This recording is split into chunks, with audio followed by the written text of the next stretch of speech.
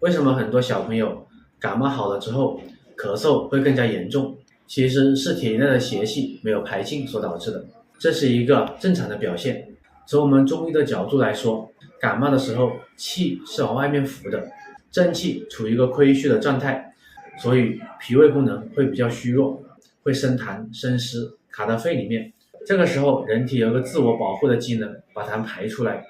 所以咳嗽会比较剧烈比较频繁。我们稍微吃一点止咳化痰的中药，把肺气打开。我们中医里面有个非常好的方子，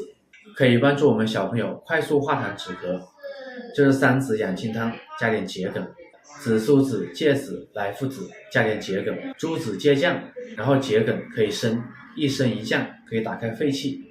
三子结合化痰止咳，这样子可以快速帮小朋友把痰给化掉，把咳给止住。